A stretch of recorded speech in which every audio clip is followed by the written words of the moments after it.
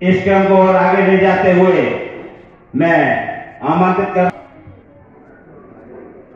और पवन जी, पटेल साहब, पवन जी सभी से अनुरोध है कि गुरुदेव के श्री चरणों में शीपल भेद कर आशीर्वाद प्राप्त करें।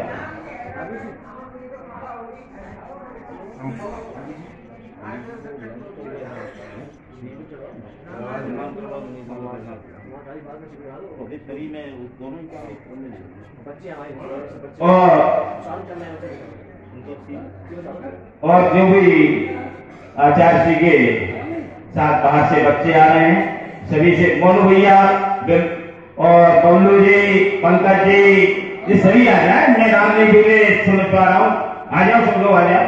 और शीतल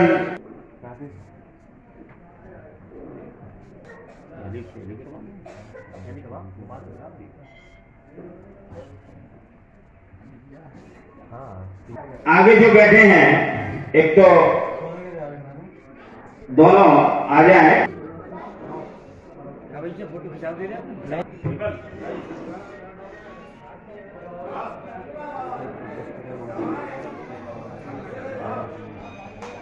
देना चाहे उनको नाम ले लें। गुरुदेव के कर कमलों में जो भी जिनवाणी भेंट करना चाहे 501 रुपए करने की रक्षाबंधन राशि है। हाँ सब आ जाओ, सब आ जाओ, सब लोग आ जाओ।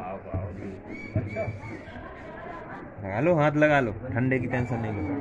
आप बताओ पंडित जी, पंडित जी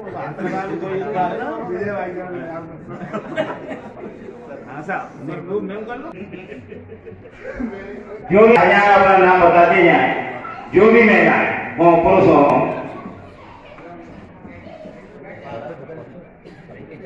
विमल, हमें 500 रुपए नगद प्राप्त हुए हैं। रुपया निर्धारित है।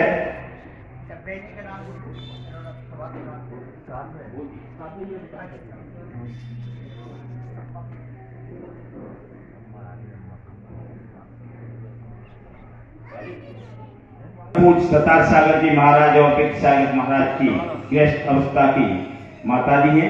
गुरुदेव के कमरों में जलवानी भेंट करते हुए और भाई ओम प्रकाश जी जैन गुरुदेव के कर कमलों में जलवानी भेंट करते हुए, और कोई जलवानी भेंट करना चाहे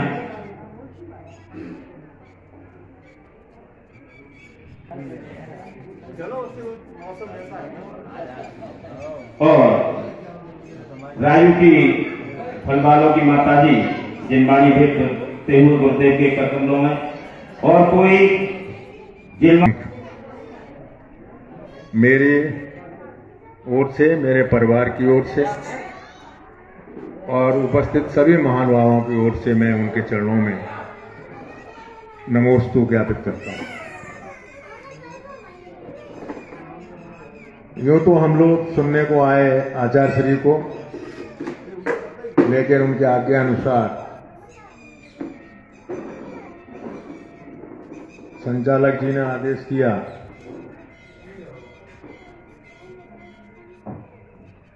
आचार्य श्री बहुत अल्प समय के लिए आपका आना हुआ।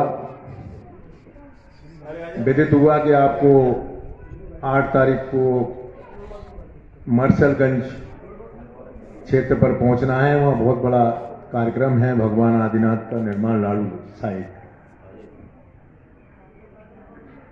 ऐसा भी विदित हुआ है कि वहां पे भगवान आदिनाथ के निर्माण लाड़ू के कार्यक्रम में हजारों की संख्या में वहां लोग पहुंचते हैं। मरसलगंज का आचार्य श्री दर्शन करने का अवसर मुझे भी मिला है। वो फिरोजाबाद के थोड़े नजदीक है और फिरोजाबाद में मेरी ससुराल है। तो आचार्य सौभाग्य सागर महाराज जब शुरुआत कर रहे थे उसके, तो मरसलगंज गौरव करके लोग संबोधित करते थे। मुझे भी वहां 2-3 बार जाने का अवसर मिला है। बहुत सुंदर क्षेत्र है। माताएं, बहनें और भाई हमारे यहाँ बैठे हुए हैं, उनसे भी मैं गुजारिश करता हूं कि संभवतया ये शुभ अवसर भी है। आचार्य श्री संघ सहित वहां पे विराजमान रहेंगे। तो 9 तारीख का है, 10 तारीख का निर्माण लाड़ू भगवान आदिनाथ का 10 तारीख का है और 10 तारीख को संभवतः आप लोग प्रयास करें कि वहां पर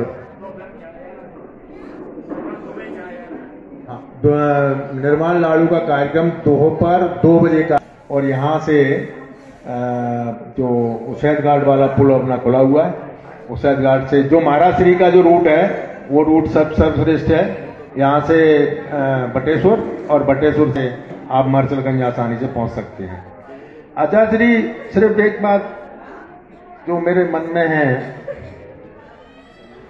होता क्या है कि हम लोग जितने विद्वान लोगों से बात करते हैं या जो भी महाराज यहां पर आए हैं, विद्वान लोगों से जब चर्चा होती है तो वो अपने तरीके से चीजों को बताते हैं। एक बात मैं सार्वजनिक रूप से इसलिए कहना चाह रहा हूं कि हमारे शांतिनाथ दिगंबर जैन मंदिर जो काफी प्राचीन है, यहाँ पे 70 वर्ष के करीब हो गए उसको, वहां पर भगवान बाहुबली की बेदी है। अब वो हमारे पूर्वजों ने वो बनवाई, उसको स्थापित किया। अभी कुछ चर्चा आई कि वो जो भगवान बाहुबली की जो प्रतिमा है उसके ऊपर जो छत है, पहले आरसीसी नहीं होती थी तो गार्डर लगते थे, तो गार्डर लगा हुआ था। तो उसके बाद वो बेदी वहां पर बनाई है। तो अभी कुछ लोगों ने कहा कि भाई वो बेदी जो भगवान की मूर्ति है वहां नहीं होना चाहिए। एक बात शंका मुझे इस बात को इसलिए हो रहा है, मैं सार्वजनिक रूप से इसलिए कर रहा हूं क्योंकि ये चर्चा काफी दिनों से चली। पहले छोटे जो हमारा प्राचीन मंदिर है, आचार्य श्री आए थे वहां पर एक संघ सहित, तो उन्होंने कहा कि भाई ये प्रतिमाएं नीचे हैं, इन प्रतिमाओं को नीचे नहीं होना चाहिए, इन 7 प्रतिमाओं को सब वेदियों को ऊपर ले जाओ। वो संभव नहीं था। और वो मंदिर मेरे को लोग बताते हैं करीब 250 वर्ष से ज्यादा पुराना है। तो मैं आज तक ये नहीं समझ पाया कि ये जो स्थापना जो होती है उस समय इन सब चीजों का ख्याल नहीं रखा जाता क्या, या अब हमें क्या करना चाहिए।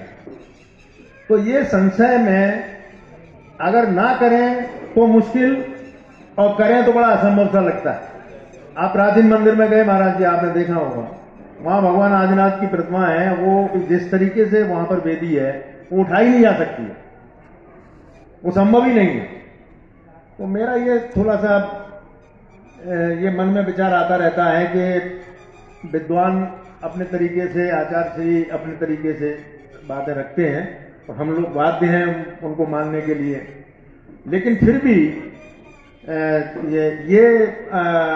मन में ये बात फाइनल कभी नहीं हो पाई कि हमें करना क्या चाहिए। वो संशय में समय निकलता रहता है और बात चलती रहती है। मैं आपसे बाद में चर्चा करूंगा इस विषय पे और आपका मार्गदर्शन चाहूंगा।